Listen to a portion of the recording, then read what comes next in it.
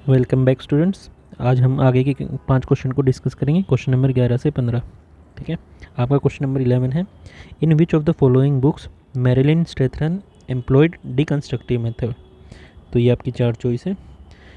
इसमें आपका आंसर बनेगा ये जेंडर ऑफ द गिफ्ट। एक तो यही इन्हीं की बुक है, बाकी तो किसी तीनों बुक और राइटर नहीं है। मैं आपको आगे वाली चॉइसेस को अभी एक्सप्लेन करता हूँ थोड़ी देर में। पहले हम मैरिलिन स्ट्रेथरन के बारे में पढ़ लेते हैं। ये ब्रिटिश सोशल एंथ्रोपोलॉजिस्ट हैं, ब्रिटिश सोशल एंथ्रोपोलॉजिस्ट। ठीक है, ये सोशल एंथ्रोपोलॉजिस्ट है। 1941 के आसपास इनका बर्थ हुआ था।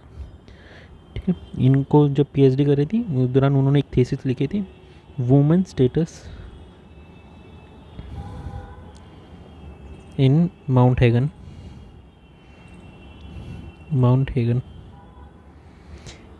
इसमें इन्होंने marital relations and court disputes discuss किए थे among the people in Papua New Guinea. ठीक है, वहाँ पे लैंग्वेज है मेलपा। ये जो मेलपा भाषा बोलते थे उनमें ये जो marital relations and court disputes हैं वुमेन का, इसके ऊपर इन्होंने थीसिस लिखी थी। ठीक है, और ये जो जगह है माउंट हैगन, ये आपकी पपुआ न्यू गिनी में जो आपका सेंट्रल मेनलैंड है वहाँ पे एक है, वहागी वैली के नाम से, उसमें ये जगह है। और वैसे ये 3rd लार्जेस्ट सिटी है पपुआ न्यू गिनी में, और वहाँ पे जो वेस्टर्न हाईलैंड प्रोविंस है उसकी ये कैपिटल भी है। ठीक है, तो ये चीज़ें आपको पपुआ न्यू गिनी की जोग्राफिकल लोकेशन के बारे में थोड़ा सा याद रहना चाहिए। ठीक है, अब इसमें जो ये लिखा है डीकंस्ट्रक्टिव मेथड होता क्या है, इससे रिलेटेड हमने एक क्वेश्चन पहले भी किया था जिसमें हमने डेरिडा का जो जनरल स्ट्रेटजी ऑफ डीकंस्ट्रक्शन वो पढ़ी थी। पहले हम उसको पढ़ते हैं कि फिर से रिकॉल करवाता हूँ आपको कि general strategy of deconstruction, general strategy of deconstruction जो डेरिडा ने दी थी, जो हमने पिछले क्वेश्चन में डिस्कस भी किया था। इसमें क्या बात कर रहे थे वो कि 2 स्टेप होते हैं डीकंस्ट्रक्शन के। फर्स्ट स्टेप होता है आपका ओवरटर्निंग। ठीक है, ओवरटर्निंग क्या होता है, जैसे कि इसमें दो पेयर लीजिए, जैसे कि स्पीच राइटिंग। ठीक है, नेचर एंड कल्चर ले लेते हैं, मैन और वुमेन ले लेते हैं। ओवरटर्निंग का मतलब होता है कि जो हम जनरली एक्सेप्ट करते हैं, थोड़ते हैं, जनरल कॉमन नोशन होता है कि स्पीच गवर्न करती है राइटिंग को, नेचर गवर्न करता है कल्चर को, और मैन गवर्न करेगा वुमेन को। तो इसी चीज़ को डीकंस्ट्रक्शन करने के लिए हम इसको ओवरटर्न करते हैं कि राइटिंग गवर्न करती है स्पीच को, एक्चुअल में कल्चर गवर्न करता है नेचर को, और वुमन गवर्न करती हैं आपके मैंस को। ठीक है, सेकंड स्टेप क्या होता है डीकंस्ट्रक्शन में कि marking the interval. Second step है आपका marking the interval between opposed pair, interval between opposed pairs. ठीक है, इसमें क्या है, जन हम सिंपली अवॉइड करते हैं कि हम इस जो बाइनरी अपोजिशंस है हम इसको न्यूट्रल होने से भी अवॉइड करते हैं, और इसको किसी एक्सट्रीम लोकेशन पे जाने के लिए भी अवॉइड करते हैं। जनरली इसके बीच में ही हमको रहना होता है। ठीक है, ये मार्किंग द इंटरवल बोलते हैं इसको बिटवीन द अपोज्ड पेयर। तो ये आपका डेरिडा का डीकंस्ट्रक्शन था। इसी का ही एक रेमिनिसेंट है, यानी कि इसी का ही बचा हुआ हिस्सा है ये deconstruction of gender. Deconstruction of gender में भी आपके 2 स्टेप होते हैं।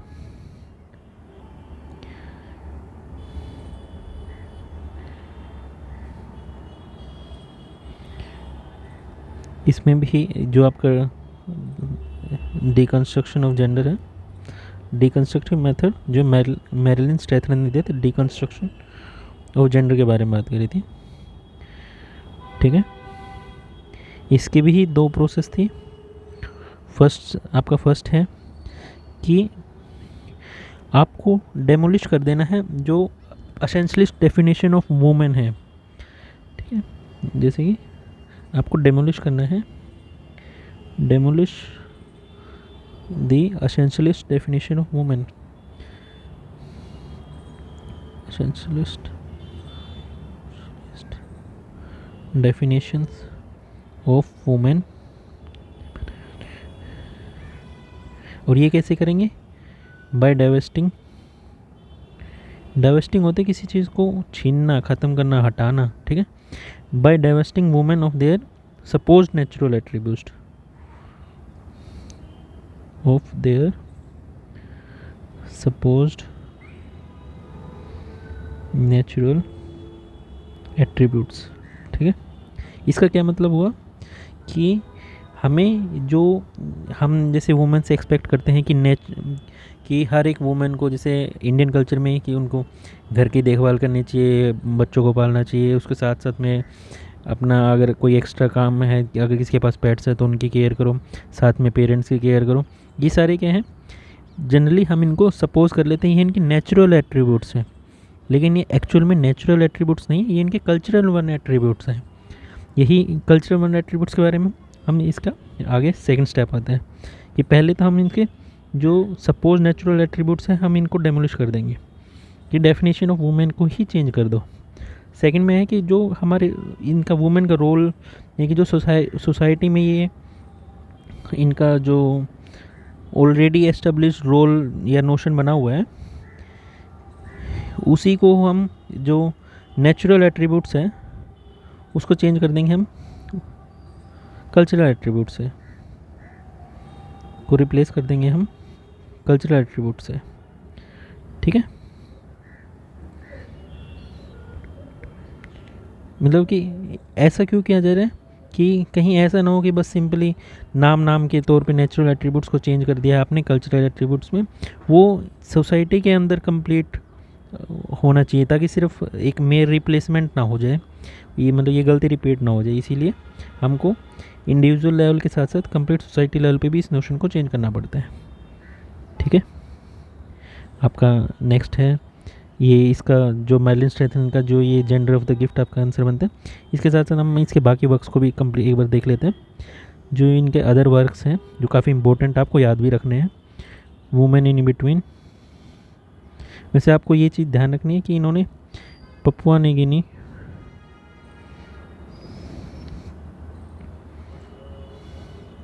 में ही अपना ज़्यादातर काम किया है, ठीक है।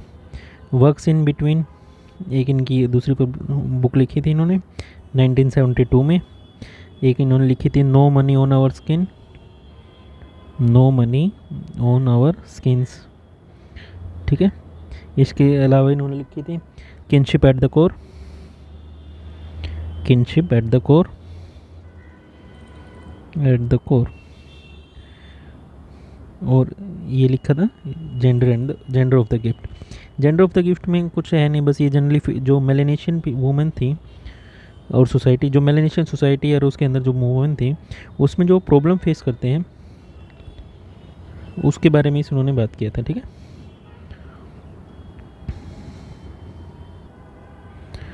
जो आपकी ये फर्स्ट चॉइस है symbols that stand for themselves, ये दरअसल वर्क था रॉय वैगनर का, ठीक है। इसमें बस उन्होंने सिंबल और उनका रोल डिसाइड बताया था कि जो नेचर की क्रिएशन में जो सिंबल्स का रोल होता है उसके बारे में बताया था। जो आपकी अगली वाली चॉइस है एंथ्रोपोलॉजी एंड ऑटोबायोग्राफी, ये बुक लिखी थी दो बंदों ने मिलकर लिखी थी, जूडिथ ओकली और मेलन काल्वे, हेलन काल्वे, मेलन गलत बोल दिया, हेलन काल्वे, ठीक है। ये आपको याद रखना है। जो आपकी एंथ्रोपोलॉजी एंड ऑटोबायोग्राफी है ये लिखी थी जूडिथ ओकले और हेलन कॉल्वे ने।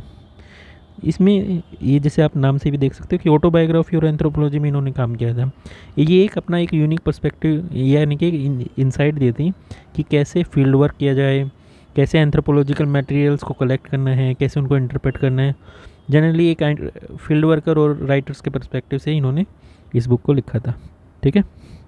जो आपकी नेक्स्ट है predicament of the culture. Predicament का मतलब होता है कंडीशंस, हालात, स्थिति कैसी है, ठीक है।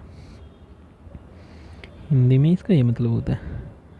तो प्रेडिकमेंट ऑफ कल्चर ये लिखी थी आपकी जेम्स क्लिफोर्ड ने, जेम्स क्लिफोर्ड ने। इसमें जो 20th सेंचुरी में जो इथनोग्राफ लिटरेचर और आर्ट के बारे में काम किया था, उसके ऊपर एक क्रिटिकल इथनोग्राफी लिखी थी। जनरली इस दौरान वेस्ट सुपरमेसी थी, तो वेस्ट क्या करते थे कि वहाँ पे जो कल्चरल प्रैक्टिसेस थे उनको अपने हिसाब से ही, मतलब ईस्टर्न वर्ल्ड को इन्फीरियर दिखाना, खुद को सुपीरियर दिखाना, ये सारी जो कल्चरल प्रैक्टिसेस थी जो उनको गलत बताया था इन्होंने। और जैसे कि आप इन्होंने किया था, जैसे कि ट्रैवल राइटिंग्स का जो कलेक्शन था, म्यूजियम्स में जो डिस्प्ले होता है ट्राइबल आर्ट्स का बारे में, इन्होंने इस चीज़ के बारे, इन सारों के बीच के ऊपर ना इन्होंने एक क्रिटिकल इथनोग्राफी तैयार करी थी। ठीक है, क्रिटिकल इथनोग्राफी तैयार करी थी इन्होंने इसी बुक में, इस ये एक्सप्लेन किया हुआ है। ठीक है, अगला नेक्स्ट क्वेश्चन के ऊपर चलते हैं। चारों चॉइस मैंने आपको एक्सप्लेन कर दिया। Question number 12, which of the following medical anthropological approaches can conduct phenomenological studies, कि कौन सी ऐसी मेडिकल एंथ्रोपोलॉजी है जो आपका कंडक्ट करते हैं फिनोमेनोलॉजिकल स्टडीज़। फिनोमेनोलॉजिकल होता है फिनोमिना, मतलब एक तरह का कि प्रोसेस क्या है, घटना के बारे में क्या स्टडी करते हैं। तो आपका ये क्रिटिकल मेडिकल एंथ्रोपोलॉजी। अच्छा, मेडिकल एंथ्रोपोलॉजी में हम किस चीज़ के बारे में पढ़ते हैं? हम इसमें जनरली डिस्कस करते हैं relations between health, illness and culture. Relations between health, illness and culture, और इनको जो फैक्टर इन्फ्लुएंस करते हैं, जैसे वो इंडिविजुअल हेल्थ भी हो सकती है और कम्युनिटी हेल्थ भी हो सकती है। ठीक है, ये इंडिविजुअलिस्टिक भी हो सकती है और कम्युनल भी हो सकती है, कम्युनिस्टिक भी हो सकती है। ठीक है, अब जैसे कुछ फैक्टर्स, जैसे कि एग्जांपल के तौर पे आपके सोशल फैक्टर्स हो गए, रिलीजियस फैक्टर्स हो गए, हिस्टोरिकल फैक्टर्स हो गए, पॉलिटिकल फैक्टर्स हो गए, मतलब ये सारे फैक्टर्स आपके कैसे हेल्थ, इलनेस एंड कल्चर को इन्फ्लेक्ट करते हैं, ये सब हम मेडिकल एंथ्रोपोलॉजी में पढ़ते हैं। ठीक है, और इसमें जनरली आप नाम से ही समझ जाओगे कि जनरली कंपैरिजन होता है, क्रिटिक की तरह प्रेजेंट किया जाता है, इसलिए वो क्रिटिकल मेथोडोलॉजी को यूज़ करना ज़्यादा प्रेफर करते हैं। ठीक है, नेक्स्ट क्वेश्चन के बारे में, ये आपकी जो बायोलॉजिकल, आर्कियोलॉजिकल और कल्चरल इकोलॉजिकल है, ये बस टाइप्स ऑफ एंथ्रोपोलॉजी हैं जो जनरली हम आपके यूनिट 10 जो आपके सिलेबस में दे रखा है उसमें ये कुछ नहीं। आर्कियोलॉजी में हम आर्कियोलॉजिकल एविडेंसेस और उनकी स्टडी करते हैं, बायोलॉजी में हम जेनेटिक्स से और उससे फिजिकल एंथ्रोपोलॉजी, बायोलॉजिकल एक ही बात होती है, कल्चरल में हम कल्चरल एंथ्रोपोलॉजी को पढ़ते हैं। ठीक है, ये मेडिकल के पर्सपेक्टिव से देखोगे तो बस वो वर्ड को दोनों को जोड़ के ही बना रखा है कि मेडिकल बायोलॉजिकल, मेडिकल आर्कियोलॉजिकल, कि मेडिसिन में ही आर्कियोलॉजी को पढ़ना है, बायोलॉजी को नहीं है, मेडिसिन में कल्चर को पढ़ना है। ठीक है, आपका नेक्स्ट क्वेश्चन है question number 13, the constitution of India identified the nature backwardness among schedule caste of the ST and OBCs, कि ये पूछ रखा है कि हमारे संविधान में जो backwardness among schedule caste, schedule tribes और ओबीसीज में, एससी, एसटीज़ एंड ओबीसीज में जो बैकवर्डनेस को दिखाया है, जिसके लिए उन्होंने प्रावधान किया, उसका नेचर क्या है। ठीक है, तो आपकी चॉइस है social and economically backward, specially and economically backward, socially and educationally backward, societal, ये आएगा सोशली एंड इकोलॉजिकल बैकवर्ड। तो इसका आंसर है सोशली एंड एजुकेशनल बैकवर्ड। अगर आपने पॉलिटिक्स पढ़ी है तो आपके फंडामेंटल राइट्स में आते हैं, जैसे कि आर्टिकल 15 में हम बात करते हैं कि there should be no discrimination based on gender, religion, race, caste, sex and place of birth. ठीक है, यानी कि आर्टिकल 15 आपको प्रोहिबिट करता है, एक फंडामेंटल राइट देता है कि कोई भी डिस्क्रिमिनेशन नहीं होगा on the basis of, on the grounds of, यानी रिलीजन, रेस, कास्ट, सेक्स और प्लेस ऑफ बर्थ। ठीक है, इनके बेस पे आपसे कभी भी किसी भी तरह का भेदभाव नहीं किया जाएगा। इसी में ही आपके जब आर्टिकल 15 के अंदर जाओगे 15D में लिखा हुआ है कि जो नेचर है social and educationally backward cases में आप, जैसे कि ये आर्टिकल 29 में भी मेंशन है कि सोशली और एजुकेशनल बैकवर्ड लोगों के उत्थान के लिए, उनकी प्रगति के लिए, यानी कि उनके थोड़ा वेलफेयर के लिए संविधान में ऐसे स्पेशल प्रोविज़न कर सकते हैं जो उनको हेल्प करेगा। ठीक है, ये पॉलिटिक्स ओरिएंटेड क्वेश्चन था और जनरली हम ट्राइबल एंथ्रोपोलॉजी में इनको पढ़ते हैं। ठीक है, नेक्स्ट क्वेश्चन पे चलते हैं। Question number 14, which of the following is the key character of food foraging society. Foraging होता है हंटर्स, ठीक है, hunter and gatherers, hunter and gatherers. ये पूछ रहे हैं कि जो हंटर और गैदरर्स होते थे उनकी सोसाइटी का की कैरेक्टर क्या होता था।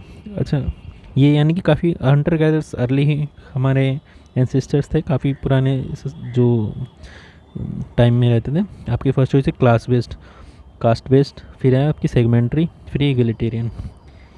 इगलिटेरियन, तो इसका आंसर बन जाएगा इगलिटेरियन। इगलिटेरियन का मतलब होता है इक्वल, एक तरह में वहाँ पे सबको इक्वल राइट्स हैं, सबके इक्वल वॉइसेस हैं।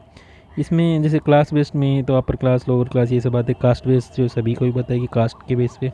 सेगमेंट्री मतलब आपका सोशल सर्टिफिकेशन हो जाता है उस चीज़ में। लेकिन जो आपकी जो ये सारी कैरेक्टरिस्टिक्स हैं ये फूड फोराजिंग सोसाइटी में नहीं आती हैं। ठीक है, आपकी जो इगलिटेरियन है ये ही आपकी एक की कैरेक्टर है फूड फोराजिंग सोसाइटी में, यानी कि वहाँ पे इक्वल स्टेटस होता था इसलिए। ठीक है, नेक्स्ट क्वेश्चन के बारे में बात करते हैं। Question number 15, who among the following anthropologist developed A framework for the study of humanity in its social, cultural, biological and environmental dimensions without reducing one two other. अच्छा, क्वेश्चन को समझिए कि इनमें से कौन से एंथ्रोपोलॉजिस्ट हैं जिन्होंने एक फ्रेमवर्क तैयार किया था study of humanity in its social, cultural, biological and environmental dimensions without reducing one two another. का मतलब हुआ कि किसी की इंपॉर्टेंस को कम ना करना। ठीक है, हर एक को इक्वली इंपॉर्टेंस देना। ये कौन से एंथ्रोपोलॉजिस्ट ने ऐसा फ्रेमवर्क तैयार किया था। ठीक है, क्वेश्चन समझ गए ना। तो इसका आंसर है टिम इंगोल्ड। इसको, इनका पूरा नाम टिमोथी इंगोल्ड है। ठीक है, ये ब्रिटिश एंथ्रोपोलॉजिस्ट है, ब्रिटिश एंथ्रोपोलॉजिस्ट। तो इन्होंने जनरली वर्क किया आपके, जरा ये पहले लाइफ साइंस से बिलोंग करते, बाद में एंथ्रोपोलॉजी में आए थे। तो इनका जनरली काम ही एनवायरमेंटल से रिलेटेड टेक और स्किल प्रैक्टिसेस पे, आर्ट पे, आर्किटेक्चर पे, क्रिएटिविटी पे, इन सारी चीज़ों में इन्होंने काफ़ी काम किया था। तो इससे रिलेटेड इन्होंने काफ़ी इंटरेस्टिंग टाइटल वाली बुक लिखी थी जिसका नाम था from science to art, science to art and back again. कि भाई साइंस से आर्ट में जाओ और फिर वापस आ जाओ। ये बुक इनकी कंपाइलेशन है कंप्लीट इनके करियर का। ठीक है, एक तरह से इसको बोल सकते हैं the pendulum of an anthropologist, से पूरा नाम है the pendulum of anthropologist from science to art back and again. Pendulum जो घड़ी में लगा होता है, पेंडुलम ऑफ एंथ्रोपोलॉजिस्ट, जो आगे पीछे होता है ना, जैसे पेंडुलम लगा होता है एक अपने रिस्पेक्टिव पोजीशन के आगे पीछे होता रहता है, इसीलिए इसने कहा साइंस से आर्ट और आर्ट से वापस साइंस में आ जाना। ठीक है, जो आपके ये हैं फ्रेडरिक बार्थ हैं, ये नॉर्वे के सोशल एंथ्रोपोलॉजिस्ट हैं। ठीक है, नॉर्वेजियन सोशल एंथ्रोपोलॉजिस्ट हैं।